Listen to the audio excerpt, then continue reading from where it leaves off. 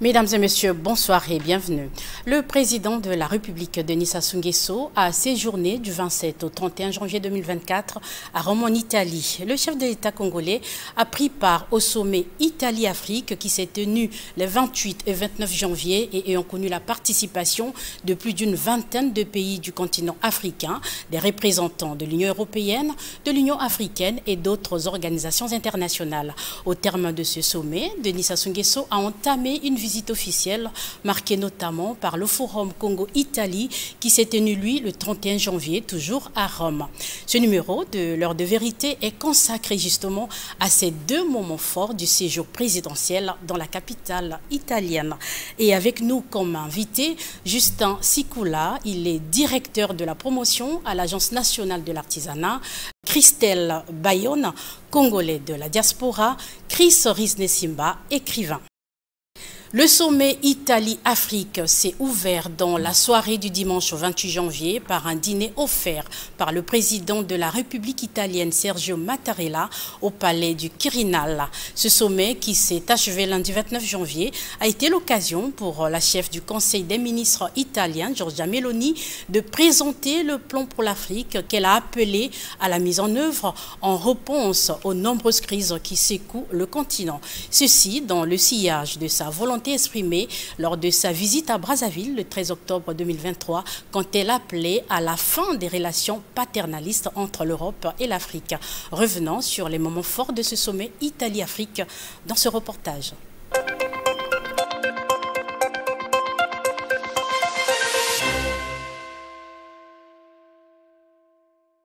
C'est au palais Madama, siège du Sénat italien, que se joue ce lundi l'avenir des relations d'amitié et de coopération entre l'Italie et l'Afrique, à l'occasion du sommet regroupant les deux parties. La cérémonie d'ouverture des travaux a été précédée par la réception des chefs d'État africains, parmi lesquels le Congolais Denis Sassou Nguesso, des responsables de l'Union européenne et autres personnalités issues notamment du système financier international. Réception par Giorgia Meloni, suivie d'une photo de famille pour immortaliser les instants. Dans le vif du sujet, plusieurs allocutions ont été prononcées, au nombre desquelles figure celle de Giorgia Meloni. La présidente du Conseil des ministres italien a déclaré que la vocation naturelle de l'Italie est d'être un pont entre l'Afrique et l'Europe, un pont que l'Italie a l'avantage de construire, non pas à partir de zéro, mais sur les bases solides posées par Enrico Mattei, fondateur du groupe énergétique Eni. Avec une dotation initiale de 5,5 milliards d'euros, le plan Mattei, a expliqué Giorgia Meloni, est un plan concret d'intervention stratégique concentré sur le moyen et le long terme. Nous avons l'intention de créer au cours de l'année un nouvel instrument financier pour faciliter les investissements du secteur privé, a-t-elle annoncé. L'Italie, qui assure cette année la présidence du G7, accorde une place de choix à l'Afrique qu'elle ne considère pas comme un continent pauvre, a poursuivi la présidente du Conseil des ministres italien. À propos de l'immigration clandestine, l'Italie entend d'un côté déclarer la guerre aux passeurs et de l'autre œuvrer pour offrir au peuple africain une alternative faite d'opportunités, de travail, de formation et de voies de migration légale. Autre allocution prononcée à cette occasion, celle du président en exercice de l'Union africaine, Azali Assoumani, a salué l'excellence des liens qui unissent l'Italie à l'Afrique. Il s'appuie notamment sur la présence en Afrique des entreprises italiennes qui contribuent fortement à l'activité économique sur le continent. Rappelant un des grands chantiers de l'Afrique, à savoir la zone de libre-échange continentale africaine, Azali Assoumani a indiqué que le continent reste ouvert à l'expertise de ses partenaires dans l'Italie pour faire triompher cette grande ambition panafricaine. S'exprimant à son tour toujours au compte de l'Afrique, le président de la Commission de l'Union africaine, sans user de la langue de bois, a relevé que l'Afrique ne se présente pas à ses partenaires comme une mendiante. Elle est déterminée, selon Moussa Faki Mahamat, à discuter avec franchise des contenus de cette nouvelle approche de coopération qui ne remet pas en cause la liberté de choix de partenaires, sacro-saint principe au sein de l'Union africaine. D'un montant initial estimé à 5,5 milliards d'euros, le plan Mattei, tel que décliné par la présidente du Conseil des ministres italien, Giorgia Meloni, à l'occasion du sommet Italie-Afrique, s'articule autour de 5 axes. Dans le secteur de l'éducation et de la formation, le plan Mattei porte notamment sur des interventions visant à promouvoir la formation des enseignants, le lancement de nouveaux cours professionnels et de formation adaptés aux besoins du marché. Au sujet de l'agriculture, les interventions visent à réduire les taux de malnutrition, à promouvoir le développement des chaînes d'approvisionnement alimentaire et soutenir le développement des biocarburants. La santé est l'autre axe du plan Mattei. Ici, l'objectif est d'améliorer l'accessibilité et la qualité des services primaires, maternels et infantiles. Le plan Mattei accorde aussi une place de choix à l'énergie, la finalité étant de faire de l'Italie un hub énergétique, un véritable pont entre l'Europe et l'Afrique. Le dernier axe se rapporte au secteur de l'eau.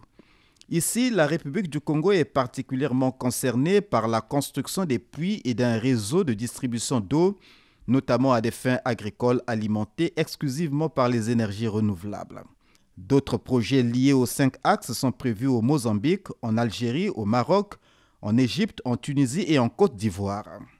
Tout compte fait, après notamment les sommets France-Afrique, Chine-Afrique, Japon-Afrique, Russie-Afrique, États-Unis-Afrique, l'Italie vient de tenir le sien avec le continent. L'Afrique est donc au cœur des enjeux du monde actuel. Une position qu'elle doit comprendre et capitaliser pour ne pas servir simplement d'escalier, pense un diplomate, sous couvert d'anonymat.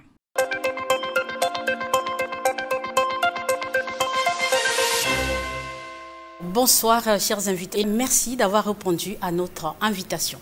Bonsoir Madame la journaliste, merci. Bonsoir Madame la journaliste. Alors, première question, à votre avis, pourquoi l'Afrique est-elle au cœur des préoccupations de la présidente du Conseil des ministres italien, Giorgia Meloni? Je commence par vous, Monsieur Sikola. Merci Madame la journaliste. Vous savez aussi bien que moi que le continent africain regorge d'énormes potentialités diversifiées, des potentialités d'affaires. Et aujourd'hui, le continent africain présente un intérêt important pour ce forum. D'accord, un intérêt important. Alors, Monsieur Christelle Bayonne, votre avis? Nous pensons qu'il est temps déjà que les Européens se rendent compte de l'importance de notre continent Afrique. Nous avons été relégués depuis très longtemps au second plan. Et aujourd'hui, poser les bases d'une nouvelle coopération égale à égale, telle que le veut la gouvernance en Italie actuellement, sachant que les Italiens sont en phase de briguer la présidence du G7 prochaine. Il est important aujourd'hui que l'Afrique se pose comme la meilleure alternative, sinon la plus importante, pour les prochaines relations de coopération entre les Occidentaux. Pourquoi? Parce qu'on estime que l'Afrique a aussi beaucoup à donner. L'Afrique a toujours beaucoup donné. Sauf qu'elle n'a jamais reçu en retour la vraie récompense. Et quand on fait lecture de la situation géopolitique actuelle, il est important de relever qu'on ne peut plus rien faire aujourd'hui sans notre continent Afrique. À l'échelle internationale et au regard des relations internationales bilatérales entre les États, l'Afrique se pose dorénavant comme étant un acteur incontournable, sans lequel aucune négociation, aucun partenariat, aucune politique de gouvernance ou de développement mondial ne peut se faire. Donc je pense qu'il est de bon aloi qu'aujourd'hui, on fait de l'Afrique l'interlocuteur principal dans la construction du nouvel ordre mondial. Tout à fait. Alors, Monsieur Chris Risdé-Simba, vous êtes écrivain, un panafricaniste connu. Alors, selon vous, pourquoi aujourd'hui ce regard aussi particulier vers l'Afrique pour l'insérer dans la marche du monde? Madame la journaliste, merci d'abord de m'avoir invité. Mais vous savez, le monde bouge et comme dans une certaine complicité, la Providence a replacé l'Afrique au cœur de l'action en ce qui concerne la marche du monde. Et cet intérêt particulier de l'Italie sur notre continent, sinon vis-à-vis de notre continent, n'est que normal au regard des impératifs, des enjeux qui s'imposent au monde d'hier, qui se doit d'opérer sa mue pour exister demain. Nous avons la crise climatique qui impose donc un regard particulier vers l'Afrique, au regard de sa biodiversité. Et donc, cela déjà est un motif d'attention. Et aussi peut-être de l'engagement des chefs d'État africains dans cette cause, notamment le président de Sassou Nguesso. Bien entendu. D'ailleurs, je rappellerai cette phrase du président de la République lors de son investiture en 2021, là où il disait que l'oxygène qui fait respirer le monde est africain. Et il a parlé d'Afrique verte, vous voyez. Donc cela est un motif d'attention. Mais il y a aussi le flux migratoire. N'oublions pas que l'Italie aujourd'hui est en proie à ce flux migratoire d'Africains qui massivement veulent rejoindre l'Europe. Et donc cela force l'attention de la présidente du Conseil de ministres de l'Italie pour tenter de trouver un partenariat capable de résorber toutes ces questions qui aujourd'hui mettent à mal l'Europe. Justement, la chef de l'exécutif italien qui prend la tête du G7, vous l'avez souligné, M. Bayonne, a martelé sur le changement de paradigme qu'elle souhaite porter dans les relations entre l'Europe et l'Afrique, avec pour mot d'ordre la non-prédation et la coopération d'égal à égal. Alors pensez-vous qu'il est possible pour les Occidentaux de réellement établir ce modèle de coopération avec l'Afrique ? Je pense qu'il est possible. Tout est question d'abord d'une volonté politique des Occidentaux de diagnostiquer le fait que il n'y a pas de rapport qui permet à un des interlocuteurs dans ce rapport de se développer si celui-ci est subordonné, celui-ci n'a pas les mêmes armes pour se battre ou mettre en vue les actions établies. Donc aujourd'hui, les rapports entre l'Afrique et les Occidentaux, l'Afrique et l'Europe, l'Afrique et ses différents partenaires, qui sont des rapports, rappelons-le, très anciens.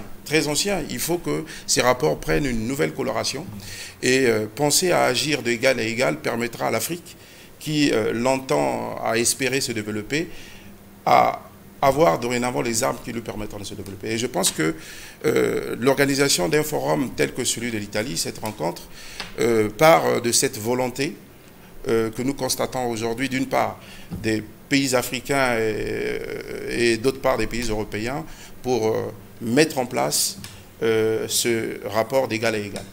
En tout cas, l'Italie a bien dévoilé sa position et ces derniers temps, de plus en plus la France également. Pensez-vous que les autres pays européens suivent également cette dynamique de changement de modèle de coopération avec l'Afrique? Monsieur Sikola. Les pays africains ont dépoussiéré les anciennes relations et qu'aujourd'hui, il faut aller sur un partenariat gagnant-gagnant et les autres pays de l'Occident, effectivement, doivent emboîter le pas, comme l'Italie. Monsieur Simba, partenariat gagnant-gagnant entre l'Afrique et l'Europe, vous y croyez? J'y crois, mais je suis pour que l'Afrique s'impose. Je ne suis pas pour que l'Afrique soit dans cette position de demandeur, comme si le partenariat ou les partenariats gagnants-gagnants devraient faire l'objet de mendicité. Cela s'impose. Vous savez, l'Afrique est restée longtemps prisonnière des stigmates de la conférence de Berlin. Mais il est temps que tout ceci s'arrête. Donc c'est à l'Afrique d'imposer. C'est nous qui avons de quoi faire subsister ces pays-là. Peut-être pas à 100%, ce serait trop prétentieux, vous m'en tiendrez rigueur certainement, mais ne serait-ce qu'à 50 ou à 60%. Mais nous avons donc de quoi nous imposer. Et il est temps qu'aujourd'hui l'Afrique aille vers cet idéal, c'est-à-dire imposer ce genre de partenariat pour à la fois tirer profit pleinement des richesses qui lui appartiennent et non pas demeurer dans cette position de lâcheté ou de naïveté ou d'éternelle gentillesse qui nous mettent à mal et qui aujourd'hui favorisent le flux migratoire dont j'ai parlé. Alors, dans son intervention au cours de ce sommet, le président de la République, Denis Sassou Nguesso, a présenté les atouts du Congo et l'intérêt de cette coopération avec l'Italie avant d'exprimer lui aussi son souhait de l'avènement d'un autre modèle de coopération entre l'Occident et l'Afrique.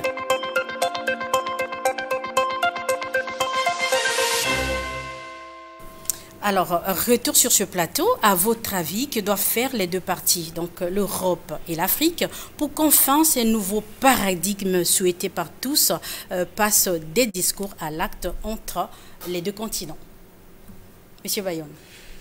Déjà, continuer à organiser ce genre de rencontres internationales qui aboutissent à des partenariats et des partenariats qui se traduisent sur le terrain par la mise en place d'un réseautage entre ce qui se fait de mieux en Occident et ce qui se fait de mieux au Congo, des partenariats qui établiront des espèces de politiques de transfert de compétences qui permettront aux entreprises congolaises, africaines de monter en compétences, des partenariats qui donneront la possibilité de signer des accords sur les nouveaux indicateurs et incubateurs de développement que sont la numérisation par exemple de nos entreprises, l'accès au financement et l'accès à l'information et surtout à la formation. Nous avons la chance aujourd'hui au niveau du Congo-Brazzaville d'avoir un écosystème qui est établi depuis 2014 avec la loi portant sur l'organisation de petites et moyennes entreprises, à avoir un écosystème qui a mis en place un certain nombre de structures ou d'organismes permettant aux petites et moyennes entreprises au Congo de se développer, on va dire, à l'abri de toute difficulté. Et aujourd'hui, il faut donc aller à l'affût de ce genre de partenariat à l'étranger avec nos partenaires étrangers. Et une fois de plus, il faut que ce genre de partenariat passe des simples discours, des simples rencontres à la réalité pratique sur le terrain. Mais tout est question de volonté, comme je le disais, volonté que nous avons pu relever à la fin des années 70 et début des années 80 pour la Chine, par exemple. Les partenariats entre la Chine et les États-Unis ou les partenariats entre la Chine et l'Union européenne qui se formaient à peine sur l'acte unique de 1986 ont permis aujourd'hui à la Chine de devenir la plus grande puissance ou sinon la puissance qu'elle est aujourd'hui. Et cela se fait parce que la volonté a été telle qu'il fallait aller sur le terrain pour rendre effectives les débouchés, sinon les conclusions qu'ils ont pu avoir dans différents accords à gauche à droite. On a aussi les Philippines qui ont bénéficié de ce genre de partenariat et à l'application de ce genre de choses. Donc nous y croyons qu'il est possible qu'on passe des discours à la réalité, il est possible que l'Afrique dorénavant soit considérée comme étant un acteur dans les rapports de coopération, mais il faut simplement y mettre la volonté. Je note, pour être de la diaspora, que l'Italie, depuis un certain moment, porte une voix très favorable à l'Afrique. Des acteurs politiques italiens ont été les premiers déjà à poser les jalons d'un nouveau débat sur le franc CFA, parce qu'ils ont estimé que le franc CFA, tel qu'il est aujourd'hui posé et actionné en Afrique, ne permet pas à l'Afrique de se développer.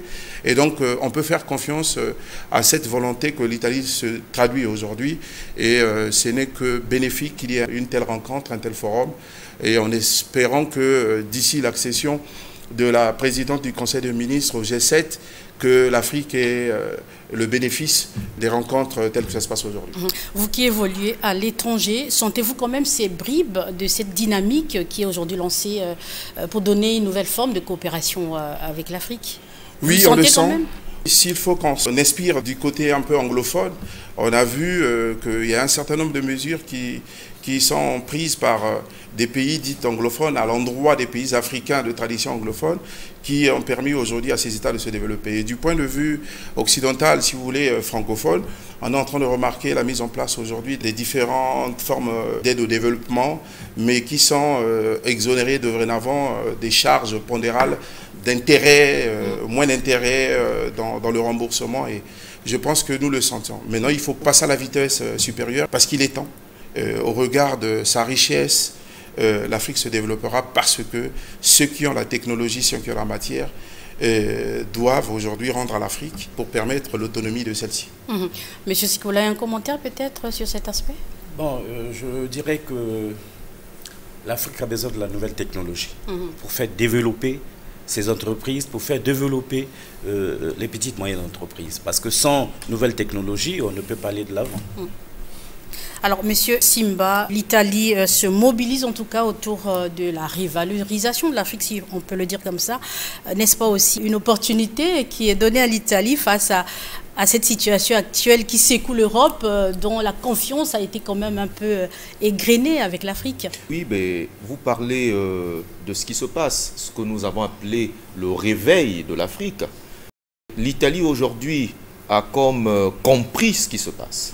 Et c'est là où je loue la clairvoyance de la présidente du Conseil des ministres de l'Italie, qui a compris que les Africains étaient en train de s'éveiller pour ne plus accepter cette relation de paternalisme. Vous savez, la relation de paternalisme est toujours handicapante pour celui qui est en position d'enfant ou de fils, parce que le papa aura tendance d'imposer son hégémonie au nom du fait qu'il est le pater familias. Mais il faut donc sortir, aller vers cette relation gagnant-gagnant. Il faut de la volonté, mais cette volonté doit être manifestée à travers les faits. Voilà pourquoi je loue l'action du ministère des PME qui a pensé envoyer, sinon se faire accompagner, notamment la ministre, se faire accompagner par les artisans au cours de ce sommet. Cela permet donc de tisser une relation, de tisser des partenariats, de tisser des jointes ventures avec des artisans et les PME italiennes. On le sait que l'économie italienne repose en majorité sur les PME. Et donc, il faut aller vers cela. Ne pas seulement demander qu'on nous envoie, ne pas seulement demander qu'on nous donne, mais être capable d'aller montrer de quoi nous sommes capables pour dire, écoutez, nous sommes à 50%, mais nous pensons qu'avec vous, on peut arriver à 70%. Donnez-nous les 20% qui nous manquent, parce que voilà ce que nous avons fait avec ce que nous pouvons avoir chez nous. Je pense qu'il faut aller vers ce genre de partenariat, notamment une volonté manifeste et manifestée à travers des actions concrètes. Mais en vérité, il faut mettre sur table le fait que les partenariats internationaux ou les relations bilatérales devaient avoir pour principe, pour substrat essentiel, l'égalité. Ça a été obscurci depuis très longtemps quand il s'est agi d'avoir l'Afrique comme interlocuteur dans ce genre de relations. Alors qu'à la base, la relation bilatérale, elle a pour principe sacro-saint l'égalité. Et donc, remettre ça aujourd'hui au clair, c'est une très bonne chose, on ne peut que louer l'initiative d'un tel partenariat. On ne peut que louer l'initiative d'un tel partenariat. Aussitôt, le sommet Italie-Afrique terminé, le président Denis Sassou Nguesso a débuté une visite officielle dans la capitale italienne. Cette seconde phase du séjour du président de la République en Italie a été marquée par des rencontres de haut niveau. Le 30 janvier, il s'est entretenu avec la première ministre Giorgia Meloni, puis il a eu un tête-à-tête avec son homologue italien Sergio Mattarella. Peu avant, dans la matinée, le président de la République, Denis Sassou Nguesso, a ouvert les travaux du Forum Congo-Italie. Venu à Rome prendre part au sommet Italie-Afrique, le chef de l'État congolais a mis à profit sa présence en terre italienne ce mardi pour rencontrer les hautes autorités du pays. La première autorité italienne à offrir son hospitalité à Denis Sassou Nguesso et Sergio Mattarella, président de la République italienne. La rencontre a eu lieu au palais du Quirinal. Le cérémonial d'accueil déployé et réservé en l'honneur du président de la République du Congo est à la hauteur de l'envergure de la personnalité reçue. Pendant près d'une heure, Denis Sassou Nguesso et Sergio Mattarella ont procédé à un large tour d'horizon des questions bilatérales et multilatérales. À l'instar du plan Mattei pour l'Afrique, des changements climatiques et de la présence économique de l'Italie au Congo, à travers notamment la société pétrolière Eni. La seconde autorité italienne à accueillir le chef de l'État congolais et la présidente du Conseil des ministres italien, Giorgia Meloni et Denis Sassou Nguesso ne sont pas à leur première rencontre. En octobre 2023, les deux personnalités se sont longuement entretenues à Brazzaville lors de la visite d'État de la dirigeante italienne. Visite ayant donné plus de vitalité, de visibilité et de lisibilité aux liens d'amitié et de coopération entre Rome et Brazzaville, qui totalise aujourd'hui 56 ans. La preuve de ce nouvel élan est le choix porté sur la République du Congo parmi les pays africains pilotes dans l'exécution du plan Mattei, au cœur du sommet Italie-Afrique qui vient d'avoir lieu à Rome.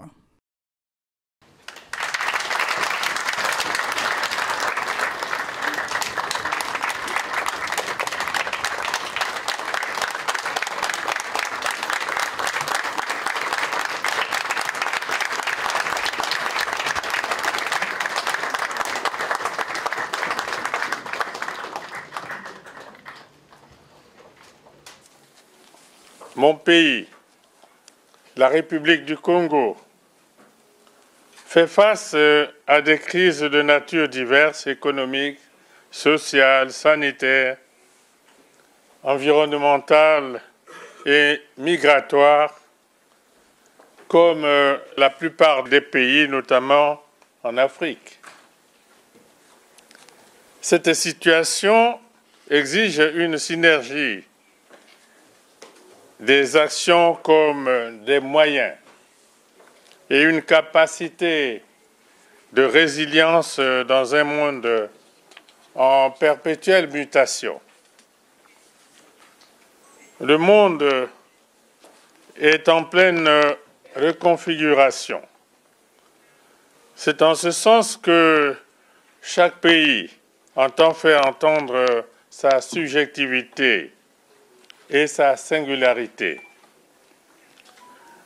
Nous le faisons tous dans un monde où la mondialisation de l'économie a exacerbé la concurrence internationale. Chaque État, par le biais de ses entrepreneurs, de ses artisans, de ses créateurs de richesses, entend vendre à un meilleur taux de profitabilité pour améliorer le bien-être de ses concitoyens. Il nous faut pour cela davantage d'esprit entrepreneurial, d'information, de formation, d'échange d'expériences et d'innovation. La tenue de ce forum Italie-Congo sur la promotion des échanges entre petites et moyennes entreprises et entre artisans, avec une attention particulière sur les jeunes, est un moment clé dans le processus de redynamisation de nos politiques et de notre économie. C'est en raison de la mise en place d'une politique économique réellement créatrice de richesses, d'opportunités diverses pour notre jeunesse, d'insertion de ces mêmes jeunes dans le circuit économique et social, que nous pourrons apporter des réponses à la question migratoire. Elle n'est pas seulement un questionnement pour l'Europe. Pour nous, pays du tiers-monde, l'immigration nous prive de ceux qui sont à même d'écrire l'histoire de nos pays, d'en améliorer la structure économique, de ceux qui sont à même de faire de nos pays des acteurs qui comptent dans le système international.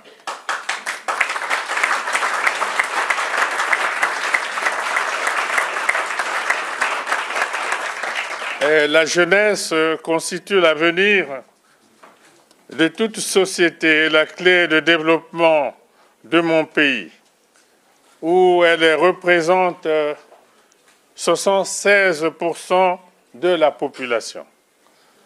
C'est ainsi que j'ai déclaré l'année 2024, année de la jeunesse en République du Congo, afin que les questions d'insertion socio-professionnelle des jeunes, notamment par l'entrepreneuriat, soient au centre de l'action du gouvernement. Le Congo est un pays jeune et résolument orienté vers la diversification de son économie. C'est à ce titre que nos petites et moyennes entreprises et nos artisans doivent jouer pleinement leur rôle de créateurs de richesses et d'emplois, en contribuant de ce fait à la réduction de la pauvreté et à l'inversion des tendances migratoires. Ces questions bénéficient de toute mon attention et du soutien sans faille de mon gouvernement. Les accords, comme les partenariats qui résulteront de ce forum, ainsi que les échanges de connaissances et de technologies participeront, j'en suis sûr, au renforcement des capacités de nos entrepreneurs et de nos artisans. Et les opportunités d'affaires au Congo sont nombreuses. La gouvernance économique, financière, juridique et judiciaire a connu de grandes évolutions. Nos partenaires techniques et financiers n'ont pas manqué de le saluer.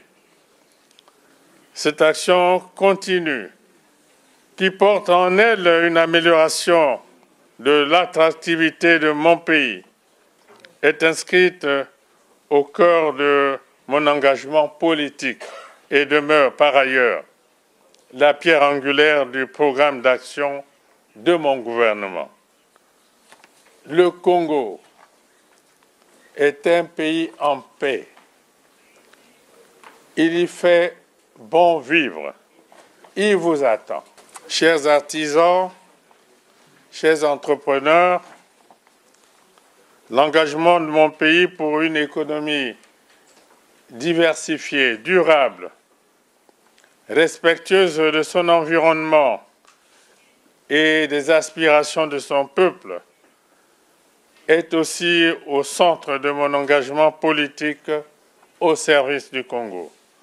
Je peux donc sans crainte placer ma confiance dans cette coopération économique renouvelée et redynamisée avec l'Italie et le Congo afin de rebâtir les fondements d'un succès partagé.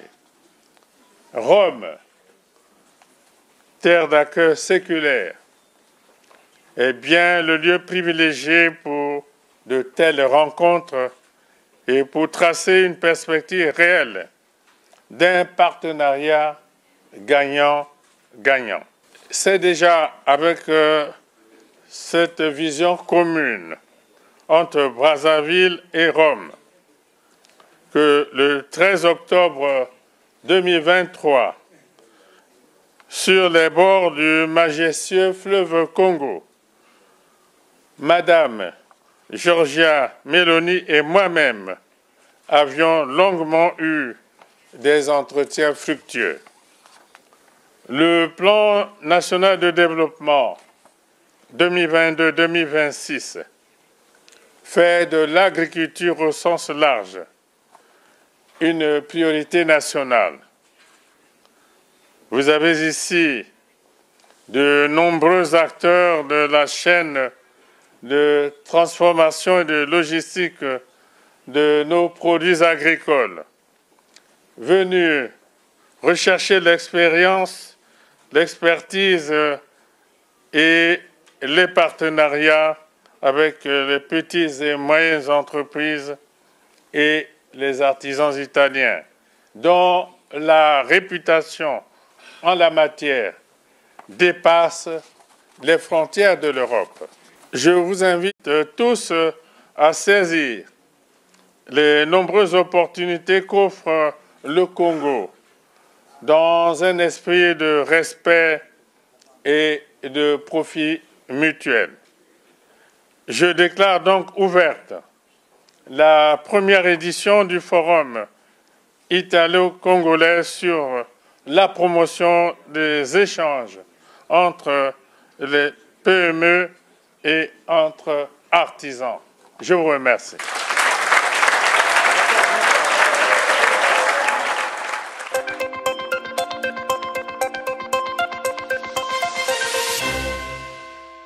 Alors, question sur ce plateau.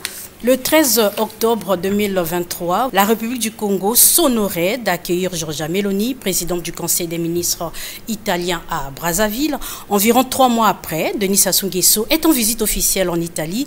Peut-on dire, sans se tromper, que le ciel est bleu entre Brazzaville et Rome?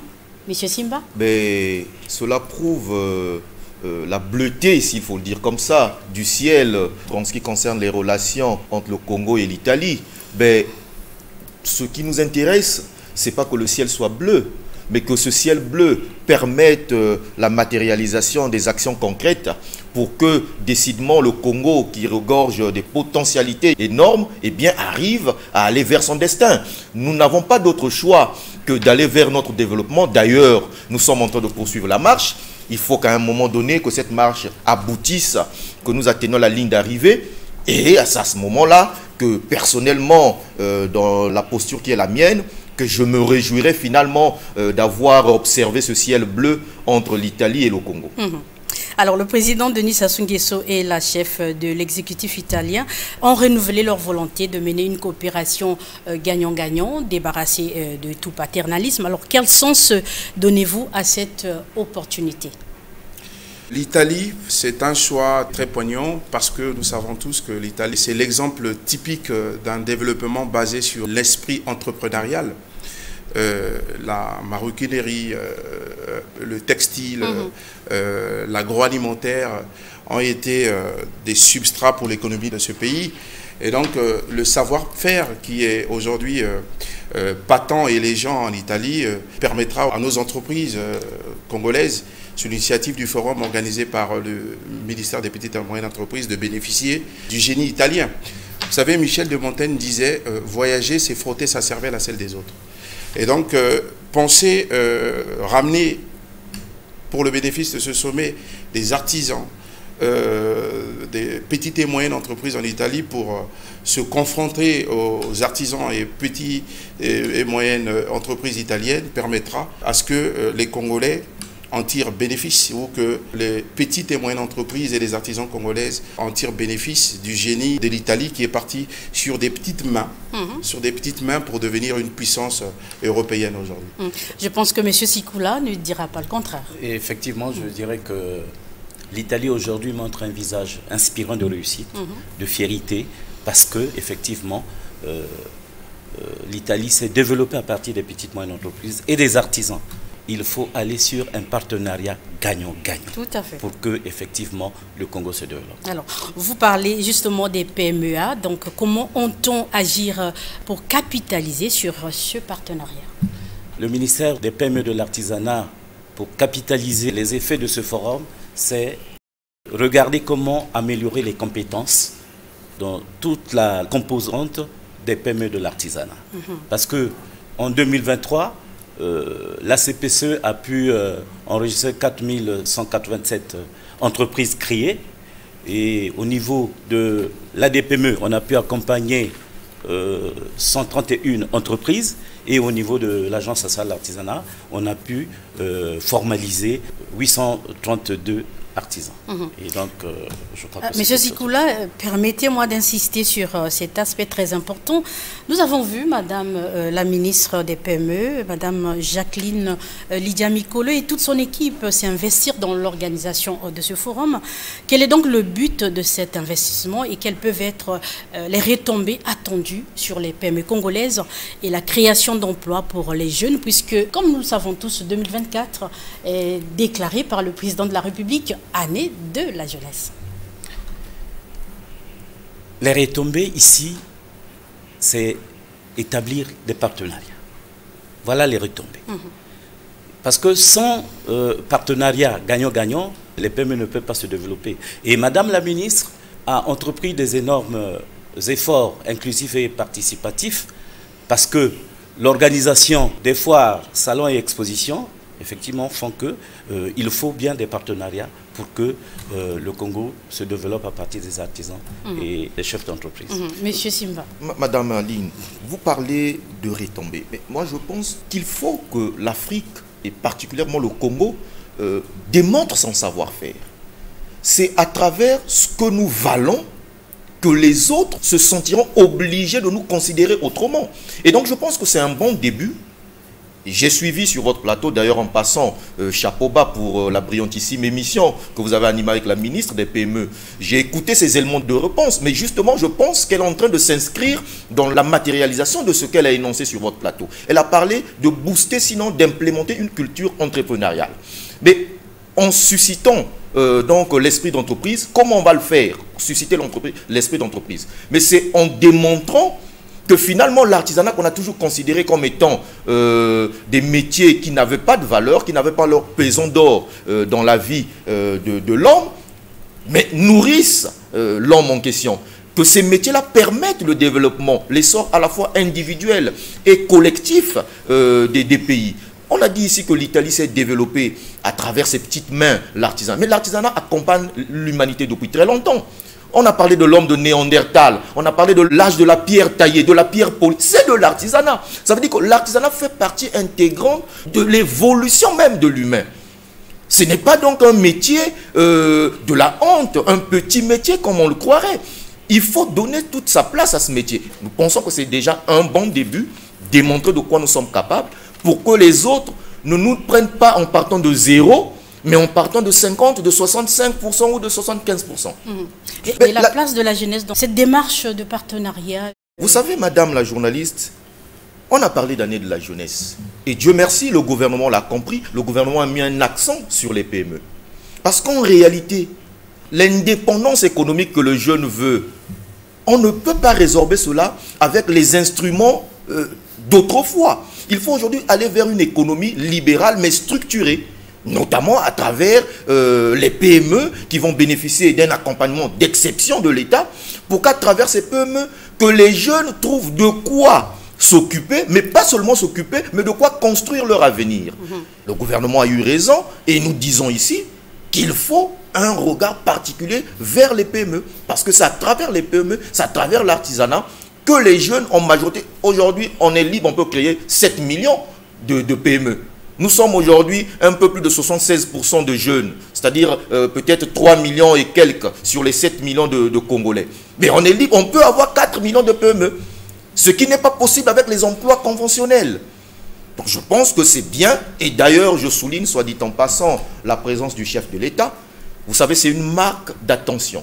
Aller à ce forum, assister, visiter les artisans qui y sont, c'est une manière de dire, si moi, le père de la nation, je viens vers vous, c'est pour vous dire toute l'importance que j'accorde à votre secteur d'activité, et je pense que cela doit doper leur agir pour vivre finalement utile et construire le Congo réalisé que nous appelons de tous nos voeux. À ces sujets, permettez-moi de rebondir, la diaspora a eu un regard très flatteur sur l'action gouvernementale menée sur l'année 2023, notamment sur la question de l'entrepreneuriat. Et comme on le sait et que nous, ressortissants de la diaspora, avions conscience, la culture de l'entrepreneuriat est le seul curseur, ou sinon le seul incubateur aujourd'hui, qui conduira le Congo vers un développement. Et savoir que la politique insufflée par le chef de l'État sur l'année 2023, traduit par la volonté de son gouvernement au travers Madame Jacqueline Lydia Mikolo, sur l'année 2023, nous avons porté un regard très flatteur. Pourquoi? Parce que tout a été fait de façon que la politique entrepreneuriale s'installe. S'installe au Congo comme étant cultuelle ou culturelle. En instituant par exemple les vendredis de l'entreprise, en instituant par exemple le projet de loi sur le service national de l'entrepreneuriat qui permettra à mettre dans les programmes scolaires, des programmes académiques, les questions de l'entrepreneuriat. Cela aura pour bénéfice direct le fait que les Congolais se refusent de penser que l'État doit prendre en charge leur vie du berceau au tombeau. Et surtout de penser que le salariat est la seule voie pour accéder à une forme d'insertion sociale. Non. Aujourd'hui, la fonction publique seule, le disait encore Madame la ministre dans votre émission, citée d'ailleurs à titre illustratif, M. Ntiba, disait que la fonction publique aujourd'hui ne peut pas offrir du travail à tout le monde, surtout qu'il y a près de 2 millions de Congolais qui sont demandeurs d'emploi aujourd'hui. Or, la culture entrepreneuriale telle qu'elle a été traduite sur l'année 2023 permettra aux Congolais d'être porteurs de projets de création d'entreprises qui, grâce aux différentes structures posées, auront des financements, d'accompagnement, de formation, ce qui sortira le Congolais lambda dans une forme de passivisme fainéante qui va le propulser vers une insertion sociale. Ce regard, nous, au niveau de la diaspora, nous l'avons salué. Et je pense que dès l'entrée de l'année 2024, donc au janvier 2024, qu'on passe à la recherche des solutions pour rendre plus efficace et plus effective cette politique, nous saluons l'initiative du forum organisé par le ministère des Petites et Moyennes Entreprises avec l'Italie pour donner la possibilité d'avoir des ressources possibles pour rendre effective cette politique entrepreneuriale qui a été le leitmotiv de l'action gouvernementale sur l'année 2023. Madame Monsieur, Tokabeka, permettez. Très rapidement. J'ai parlé tout à l'heure de valorisation. Vous savez, lorsque nous fûmes jeunes, nous eûmes des appréhensions sur les métiers du bois, par exemple. On disait aux gens, tu ne vas pas à l'école, mais attends, tu vas devenir menuisier. C'est comme si être menuisier était dévalorisant pour l'humain. C'était de l'ignorance. Hein, c'était de l'ignorance. Oui. D'où j'ai parlé de valorisation de ces métiers. Surtout avec la présence du président de la République et avec la participation à ce forum. Lorsque le jeune Congolais, le jeune en général, qui apprend plus, sinon qui s'engage plus par imitation que par conviction, verra que même un cordonnier peut prendre un avion, aller en Italie, assister à un grand forum, bénéficier de la présence du chef de l'État, lui serrer la main, lui dire 2 mots, avoir son sourire. Je pense que le jeune Congolais va considérer autrement le cordonnier qui est au coin de rue, le menuisier qui est dans son atelier, ou le vannier simplement qui tisse pour fabriquer une chaise ou pour fabriquer un panier. Je pense. Oui. Monsieur Sikula, vous êtes au cœur de la promotion de l'artisanat congolais. Alors comment, selon vous, se positionne la jeunesse congolaise dans cette volonté de valorisation de son talent et de ses atouts? Il faut d'abord enlever la vieille image de l'artisanat auprès des jeunes. Parce que considéré comme des petits métiers. Mais aujourd'hui, l'artisanat, il faut le considérer à sa juste valeur. Parce qu'il crée l'emploi, crée des richesses et diminue le chômage. Aujourd'hui, avec la volonté du gouvernement, je crois qu'il faut créer des CRP pour recevoir les jeunes gens qui quittent le banc de l'école pour les former et faire le choix des différents corps de métier, parce que nous avons 242 corps de métier. Et donc, en regardant, en identifiant les jeunes, ils seront en face des métiers. Et effectivement, chacun pourra faire son choix. Très bien. Monsieur Bayonne. La jeunesse placée au cœur de la nouvelle politique pour l'année 2024, c'est une chose indéniablement importante. Et ça s'est traduit sur l'année 2023 parce que les chiffres de l'ACPCE démontrent que sur les 4187 entreprises créées sur l'année 2023, il y a 42% de ces entreprises qui ont été créées par les jeunes. Ça veut dire que le jeune Congolais a conscience aujourd'hui que l'esprit entrepreneurial dont je parlais doit se matérialiser dorénavant. Et le gouvernement n'a pas ménagé l'effort de mettre en face tous les moyens possibles pour accéder à la fois à l'information, à la formation, mais aussi au financement, grâce aux structures telles que l'ADPME, telles que le FIGA, et pour l'artisanat, telles que le FIPA et la restructuration de l'ANA. Aussi, dans la marmite qui est en train de cuire bientôt, il y a des nouveaux projets, notamment l'installation des centres de gestion agréés, qui sont des associations au sens de la loi de 1901 qui accompagneront ces jeunes porteurs d'idées sur la formation, sur des questions de comptabilité, de fiscalité dans la création de leur entreprise. Et aussi le projet sur le contenu local qui permettra à ce que, aujourd'hui avec le Forum italien Afrique, une entreprise italienne pourra s'installer au Congo, mais donnera la priorité, ce qu'on appelle la préférence nationale, aux Congolais pour travailler au sein de cette entreprise. C'est ce qu'on appelle le contenu local. Donner la priorisation ou la priorité. Content. Exactement, le local content. Merci. Et donc, les jeunes Congolais doivent continuer à être optimistes, que tout aujourd'hui concourt à ce que leur avenir devienne radieux, mais encore, il faut de la volonté. Mais je mets un mais parce que sous ma casquette de la diaspora, j'ai mis un souhait sur ce plateau pour la prochaine fois que nous ayons aussi au sein de la diaspora une espèce d'assise des jeunes Congolais de la diaspora, parce que pour être de la diaspora, je suis conscient qu'il y a beaucoup de Congolais qui ont acquis une formation, une expérience et qui excellent aujourd'hui à l'étranger sur des métiers, les petites et moyennes entreprises, mais qui, par manque de conscience ou manque de garantie qu'offre le pays, hésitent de revenir vers le pays pour soit s'y installer, soit pour faire ce qu'on appelle le transfert de compétences. Donc je pense que après ce genre de rencontre entre États africains, il faut que les Africains eux-mêmes décide au niveau de la diaspora à recenser ces valeurs sûres que nous avons et à mettre en place des politiques d'encouragement d'un retour vers la source, vers le pays, afin d'apporter la matière qu'ils ont eux-mêmes acquise de l'extérieur et l'apporter ici. Ce serait gage d'un vrai développement réel. Je pense que l'idée avait déjà un début de matérialisation avec un forum qui s'est tenu il y a quelques années à Paris pour inciter les compétences de la diaspora à s'intéresser, à investir dans le pays, n'est-ce pas? Oui, oui, le forum a été très important, mais il faut qu'on aille avec un projet un peu plus ambitieux. Je ne me limiterai pas qu'à un simple forum, plutôt à une espèce d'assise de la diaspora qui va avoir le volet de diagnostic dans un premier temps, mais dans un second temps, le volet d'apport des solutions efficaces. Parce que la diaspora, contrairement à ce que les gens pensent tous les jours, n'est pas nécessairement hostile au pays. Ce qui rend l'hostilité, c'est le fait que dans l'inconscient des Congolais et la diaspora, ils pensent que le pays n'offre pas assez de garanties pour qu'ils reviennent s'y installer.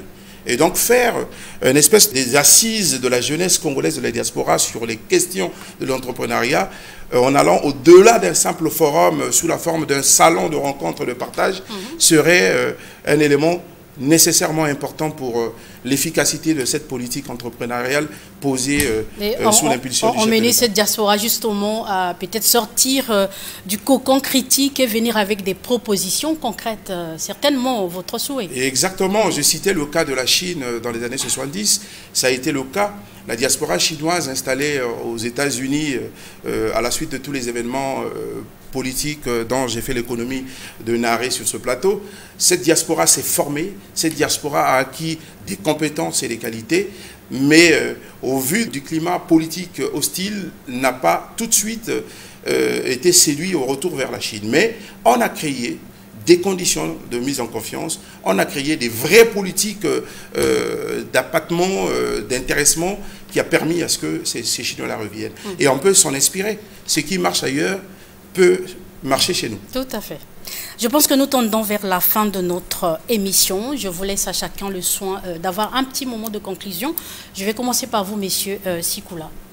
Votre mot de fin. Merci, madame la journaliste. Je voudrais juste dire que l'artisanat reste un sujet d'actualité. Et s'il n'est pas encore un enjeu de pouvoir, il reste un enjeu d'influence économique, sociale et culturelle. Car d'autant plus que tout autre, il s'inscrit dans cette vision du monde qui laisse à développer la société à partir des artisans. Merci. Très bien. Monsieur l'écrivain. Merci beaucoup, madame la journaliste. Je vais paraphraser Cheikh Anta Diop qui disait que la jeunesse africaine doit s'armer de connaissances et de sciences. Et je vais simplement ajouter un détail pour dire que la jeunesse congolaise doit non seulement s'armer de connaissances et de sciences, mais aussi des métiers. Parce que ce sont les métiers qui vont nous conduire à l'indépendance économique. Et ce sont les métiers qui vont sérieusement nous mettre au cœur de l'action économique de notre pays pour finalement en devenir des maillons forts à travers ce que nous apportons et pas seulement à travers ce que nous pensons réclamer de droit. Et je pense que ce forum, d'abord le sommet Italie-Afrique et puis le forum italo-congolais, est un bon début pour booster la pensée et l'agir du jeune de façon à ce qu'il fasse sa mue pour ne pas seulement rêver des bureaux climatisés avec costumes et des lunettes devant un ordinateur, mais aussi prendre plaisir à travailler avec ses mains, à impacter sa génération à travers son génie imaginatif qui se traduirait par une statuette, qui se traduirait par un tableau, qui se traduirait par une chaussure et que sais-je, j'en passe. Merci beaucoup en passant pour cette belle émission. Je suis très honoré d'y être et j'espère que ça ne sera pas la dernière fois. Merci. Monsieur Bayonne. Vous savez, ce qui ne se mesure pas ne volent pas. Donc, il est intéressant aujourd'hui que nous ayons conscience que l'entrepreneuriat reste la base, sinon le leitmotiv pour accéder à une forme d'insertion sociale de façon définitive. Donc je salue une fois de plus toutes les politiques qui tendent vers l'installation définitive de la politique entrepreneuriale. En tout cas, merci à tous les trois pour vos interventions. Merci à votre participation à cette émission L'heure de vérité. Voilà, c'est la fin de cette émission consacrée au séjour du président de la République Denis Sassou Nguesso à Rome en Italie du 27 au 31 janvier 2024. Le chef de l'État a pris part aux côtés de ses pairs africains au sommet Italie-Afrique puis au forum Congo-Italie. Deux événements qui posent les bases d'un nouveau modèle de coopération mutuellement avantageux entre les deux parties. Merci pour votre présence. Merci à la supervision du directeur général de la télévision nationale, André Andélé. À très bientôt sur nos antennes.